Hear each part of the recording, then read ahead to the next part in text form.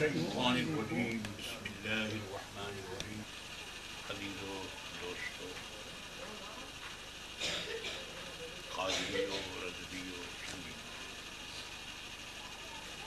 اس جزیرے میں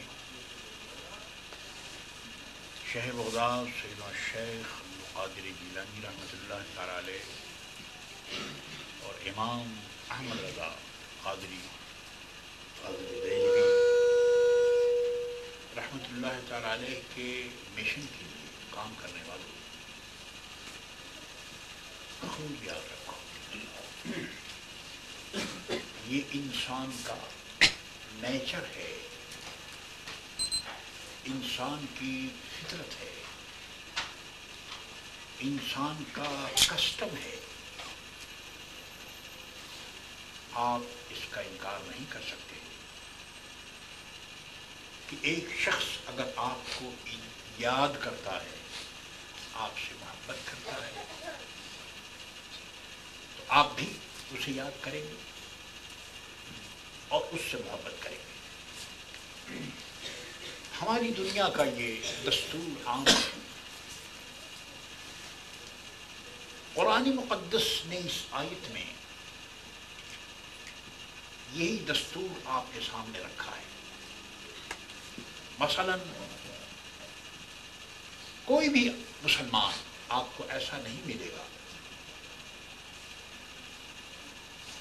جو یہ دعویٰ نہ کر سکتا ہو کہ فیملی سے محبت ہے، اپنے خاندان سے محبت ہے، اس سے بھی کو یہی دعویٰ ہے. مگر یہ کہ اس دعوے کے بعد کیا سارا کام ختم ہو گیا؟ کیا اور اسے کچھ نہیں کرنا؟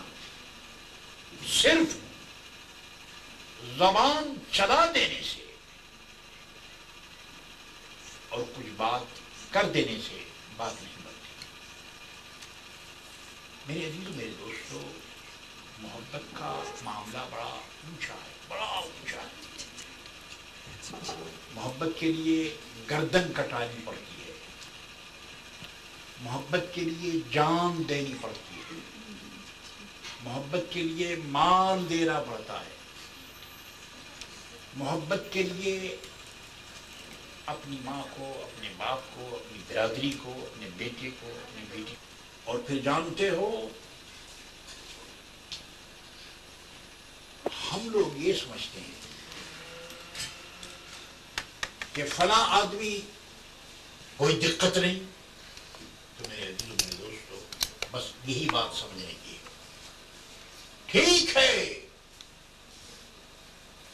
وہ اپنی پریشانی، اپنی تکلیف اور غم کا اعلان آپ کے سامنے نہیں کرتا. وہ لوگوں میں یہ اعلان نہیں کرتا ہے کہ میں مصیبت میں ہوں اور پریشانی میں ہوں. لیکن یاد رکھو، 1,24,000 تقریباً نبی دنیا میں آئے،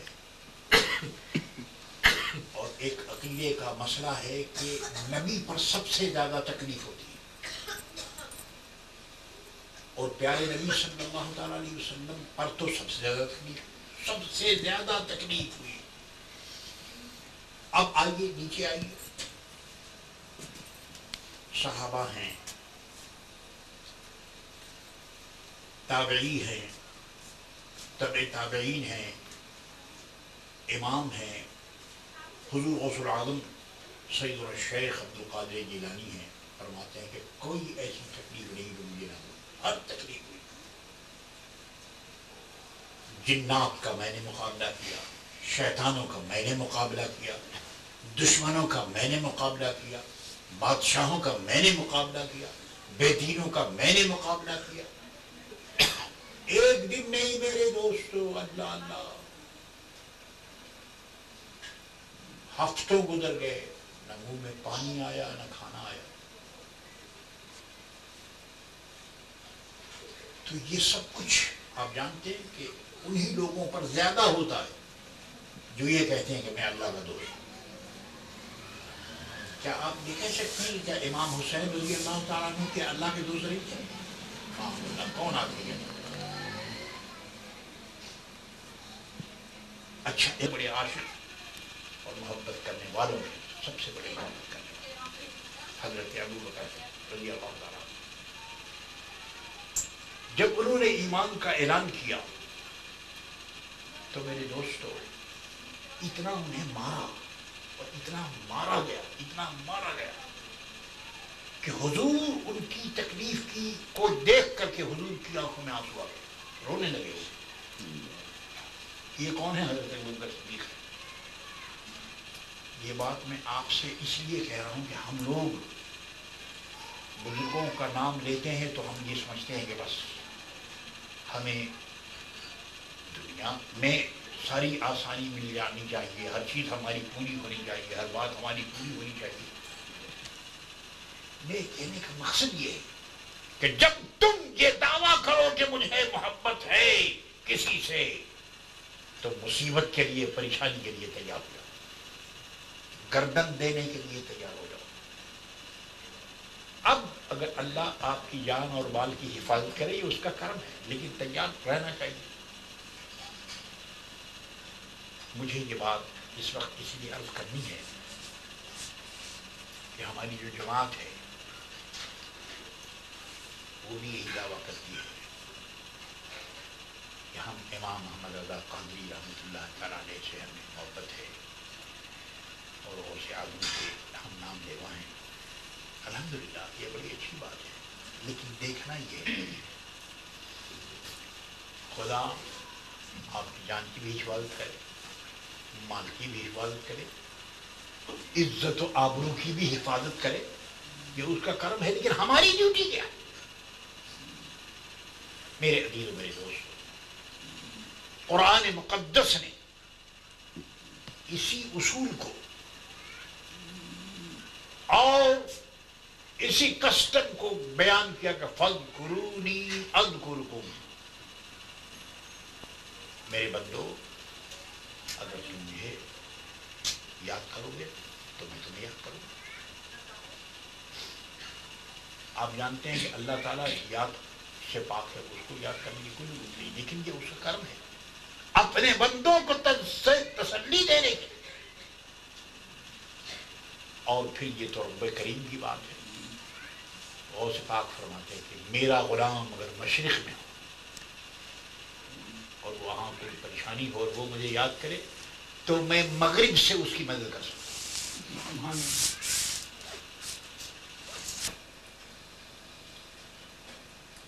اور ارشاد فرمایا کہ ماں او شما تو کیا کہ خلیل جلیل کو، ماں او شما تو کیا کہ خلیل جلیل کو کل دیکھنا کہ ان سے تمنا نظر کی ہے۔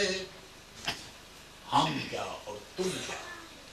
حضرت ابراہیم علیہ السلام جو ہمارے نبی کے پاک کے دادا ہیں اور سارے نبیوں کے دادا ہیں، وہ بھی یہی چاہتے ہیں کہ محمد رسول اللہ صلی اللہ تعالیٰ علیہ وسلم کا کرم ہے۔ اور پھر ایک مقام پر ارشاد فرما کہ وہ جہنم میں گیا جو ان سے مستغنی ہوا، وہ جہنم میں گیا جو ان سے مستغنی ہوا، ہے خلیل اللہ کو حاجت رسول اللہ کی، ہے خلیل اللہ کو۔ میرے دلوں میں بالکل مختصر عرض کر رہا ہوں کیونکہ ہماری قوم میں بہت سی اچھی باتیں، یہ عادت بھی اچھی ہے، مگر یاد رکھو ہم بہت کچھ سنتے ہیں، بات سنتے ہیں، اور ہماری یہ بھی ایک عادت ہے کہ ہم بہت کچھ سننے کے بعد اور ہم یہ نہیں سوچتے کہ جو کچھ ہم نے سنا ہے ہماری ڈیوٹی کیا ہے، ہماری ذمہ داری کیا ہے۔ میرے عزیز و میرے دوستو، آپ اچھی طرح جانتے ہیں کہ رزلٹ اسی وقت نکلتا ہے، انجام اس وقت سامنے آتا ہے جب انسان اپنے آپ کو مٹی میں ملا دیتا ہے۔ پتا بھی نظر آتا ہے، پھل بھی نظر آتا ہے، پھول بھی نظر آتا ہے، لیکن آپ جانتے ہیں کہ ہر آدمی درخت کے نیچے بیٹھ کر خوش ہوتا ہے کہ سبحان اللہ یہ درخت بہت اچھا ہے، اس میں پتے بھی ہیں، پھول بھی ہیں، پھل بھی ہیں، لیکن اس کی نظر اس پر نہیں جاتی کہ جو یہ سینکڑوں من مٹی کے نیچے جو جڑ دبا ہوا ہے، وہ جو سیڈ اور جڑ ہے بالکل نیچے، اس کو کوئی نہیں دیکھتا، کوئی آدمی اس کی تعریف نہیں کرتا، وہ کہتے ہیں یہ درخت بہت اچھا ہے، یہ پھل ہے، پھول ہے، بھائی درخت تو بھی اچھا ہے، اس میں پھول بھی اچھا، پھل بھی اچھا، مگر یہ سب کچھ کمال کس کا ہے؟ اس جڑ کا ہے کہ جو مٹی کے نیچے دبا ہے۔ دوستو، اگر کچھ چاہتے ہو تو عقیدت اور محبت کی جو مٹی ہے اس میں اپنی ذات کو فنا کرو، اور اس میں ذات کو فنا کرنے کا کیا طریقہ ہے؟ اللہ اکبر، امام محمد رضا نے ارشاد فرمایا، اور بالکل صحیح ارشاد فرمایا، اللہ کہ انہیں مانا انہیں جانا نہ رکھا غیر سے کام۔ غوث اعظم رضی اللہ تعالیٰ عنہ کا نام لیتے تو بازار میں آپ نے کام کیا اپنے بیٹے کے لیے، اچھی بات ہے، میں یہ نہیں کہتا کہ آپ نے برا کیا، بازار میں آپ نے کام کیا اپنی بیوی کے لیے، اپنے بچوں کے لیے، آپ نے گھر بھی بنایا، مکان بھی بنایا، لیکن دیکھنا یہ کہ یہ سب کچھ کیا، مگر اس کے لیے آپ نے کیا کیا جس کی برکت سے یہ سب کچھ ہو رہا ہے؟ میرے عزیزوں، میرے دوستوں، خوب یاد رکھو، آپ کو زندگی میں اور زندگی کے بعد بس اسی کی ضرورت پڑنی ہے۔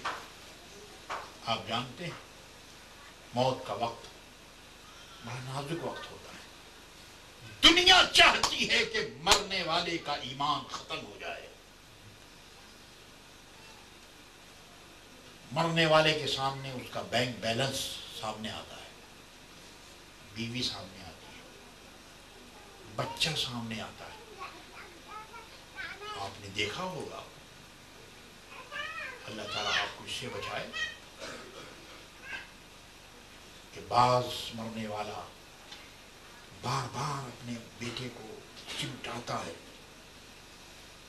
اور باڈی سے لگاتا ہے، کبھی بیٹی کو چمٹاتا ہے، کیونکہ مرنے والا میرے دوستوں وہ یہ نہیں چاہتا کہ اپنے بیٹے کو چھوڑ دے۔ اب آپ سوچیے، وہ یہ نہیں چاہتا کہ بیٹی کو چھوڑ دے، وہ یہ نہیں چاہتا کہ بیوی کو چھوڑ دے، کیوں؟ اس کا سبب یہ ہے کہ جہاں وہ جا رہا ہے اس کا کانٹیکٹ وہاں نہیں ہے۔ ہاں، اگر اس کا کانٹیکٹ وہاں ہو تو میرے دوستوں پھر مرنے میں مزہ آ جائے۔ اس کو اگر یہ یقین ہو کہ قبر میں آنکھ کھلے گی تو ہمارے پیارے نبی صلی اللہ علیہ وسلم سامنے ہوں گے، روز پاک سامنے ہوں گے، اور جانتے ہو یہ بات کرنی تو بہت آسان ہے، لیکن یہ دل میں ایسا عقیدہ ہو تو سوچو میرے دوست کہ ہمارا ایمان کیا ہے۔ حضرت بلال حبشی رضی اللہ تعالیٰ عنہ کے انتقال کا وقت آیا، لوگوں نے کہا کہ حضرت لوگ روتے ہیں اور آپ ہنستے ہیں، وجہ کیا ہے؟ فرمایا وہ تم لوگ روتے ہو یہ تو تم جانو کہ تمہارا کیوں روتے ہو تم، لیکن میں اس لیے خوش ہوں کہ کل کا دن میری زندگی میں عجیب دن ہوگا کہ میں پیارے نبی کی زیارت کروں گا اور ان کے صحابہ کو دیکھوں گا۔ بتاؤ، یہ ہے ذوق۔ آپ دیکھتے کہ ایک مسافر، یہ میں ہندی کی چندی ایسی بات میں بتاتا ہوں آپ کو کہ تاکہ کچھ آپ سمجھیں کہ میں کیا کہنا چاہتا ہوں۔